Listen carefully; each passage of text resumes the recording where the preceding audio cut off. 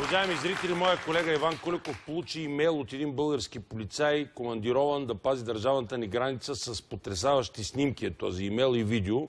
Но преди да ви го покажа, искам само да ви припомня, че преди 5 години сегашният министър-председател обяви, че България е изключително добре подготвена за емигрантската вълна, че имаме най-добре охраняваната граница и най-добрата техника. Вижте това му изказване.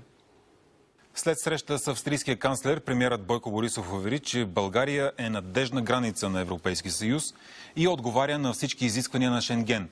Въпрос на австрийска медия за готовността ни за Шенген, съдържащ констатацията, че сме най-корумпираната държава в Съюза, и ядоса българския премиер. Кой определя коя държава е най-корумпирана в Европейския съюз? По какъв критерий? Аз примерно имам други впечатления. В момента целият миграционен натиск, който идва от Азия, от Африка, ние го поемаме и много надежно.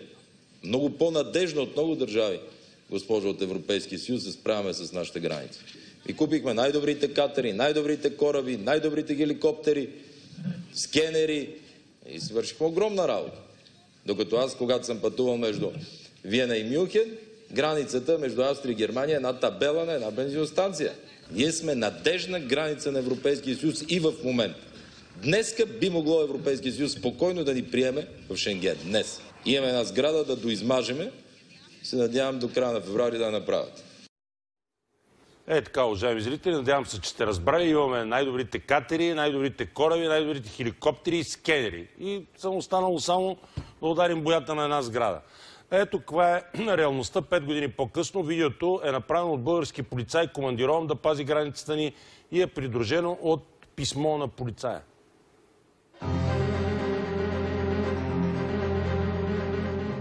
Началото на всеки работен ден на българския полицай, командирован да пази държавната ни граница. Облечен в униформа каквато имаш, намерена както си могъл. Взимаш брадвата, раницата и всичко, което носиш, и се качваш в камион, произведен вероятно през 60-те години на миналия век. Трупове на животни ги извозват с по-добра машина. Отдъхваш си, че си пристигнал жив. Оглеждаш се и не вярваш на очите си какво виждаш. Едно нещо, наречено палатка за слон. Цигански катун, обвит в найлон, брезент, дъски и всякакви подръчни материали. Влизаш в това нещо, наречено от началника оборудвана палатка. Виждаш нещо като печка на дърва и се чудиш, тя сама себе си ли топли или хората я топлят.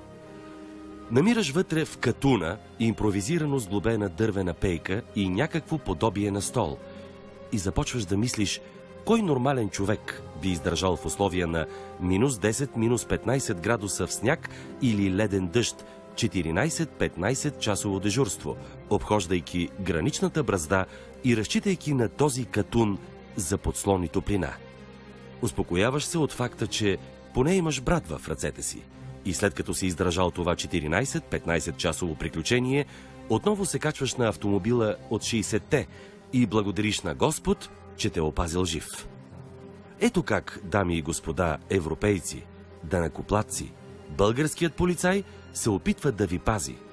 Ето, за такава модернизация в МВР и условия на труд си давате парите. Но въпреки всичко, пак ще си пазим държавата и нейните граници. Но до кога? Вероятно, докато не прочетете в някой ежедневник, че са открили замръзналото тяло на някой от нас. Как този материал попадна при тебе? Изпрати ми го полицаят, който го е направил, който е направил и снимките и видеото.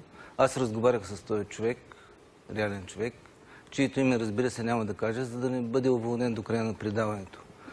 Неговата командировка на границата вече е приключила, но човекът още не може да се оттърси от преживяното. Наскоро гледах филма за връщане с Леонардо Ди Каприо, където той играе американски трапер от началото на 19 век. Уж суровите условия, при които са живели траперите преди 2 века, в сравнение с тези, при които са поставени българските полицаи 21 век, изглеждат като романтична приказка с щастлив край. Това, което се вижда от това телефонно видео, изглежда като краят на българската държава. Вероятно така се е охранява България при падането и под турско робство. Чуда се дали това видео е шокиращо само за нас тук. Не знам, аз по-голямо унижение за българския полицай, за българския народ и за българската държава в последно време не съм виждал. Казвам българската държава съвсем условно, защото държавата преди всичко е територия, която има граница. А по всичко изглежда, че България е територия, която няма граница. Да не говорим, че на хартия сме и граница на Европейския съюз. Изглежда, че няма не само такава държава, но и няма и такъв Европейски съюз. Наскоро турският президент Ердоган заплаши, че ще насочи милиони сирийски бежанци към българската граница. Как ще ги спрем? Как с брадви ще ги спрем? Не виждаш ли? С брадви ще ги спрем. Може би не само с брадви, защото нашия министър-председател е пожарникар и вероятно срещу нашествениците ще бъдат употребени и водни струи. Министърът на вътрешните работи Румяна Бъчварова заяви, че по всички важни въпроси отбраната се консултира със своя пожарникар, така че и от нея не можем да очакваме някакви други идеи за опазването на границата ни, пък кой знае. Министърката може да предложи съвсем друга плетка на телената мрежа, за която сега са отделени до сега 64 милиона лева. Плетка, паче крак или рибяна кост, не знам.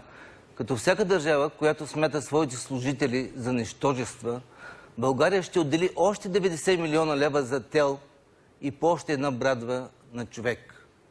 За българо-гръцката граница пък изобщо не може да се говори.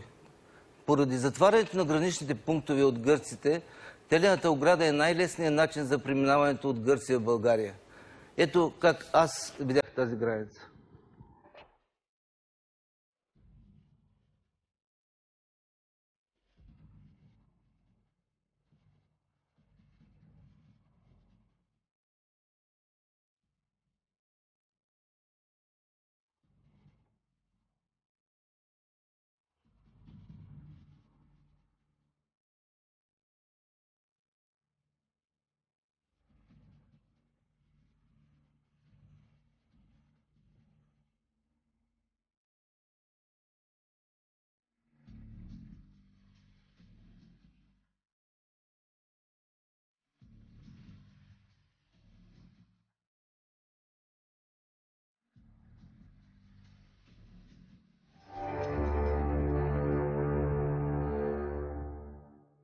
Какво беше това? Това беше заставата на българо-гръцката граница. Може би за нея говореше премиера, че трябва да се удари на боя. Застава. Всичко това не може да мине само с показване по телевизора, според мен. И трябва да се потърси отговор от всички, които са доведоха държавата и границата ни до това състояние. Трябва да се потърси отговорност. Търсенето на отговорност трябва да започне още от тези, които преди 25 години разрушиха всички с десетилетия изграждани заграждения по българската граница. Това, което направиха те, не може да не бъде квалифицирано като национално предателство. Това, което не правят днешните властници за опазването на границата, не може да не бъде квалифицирано другояче, освен като национално предателство. Това беше Иван Колюков.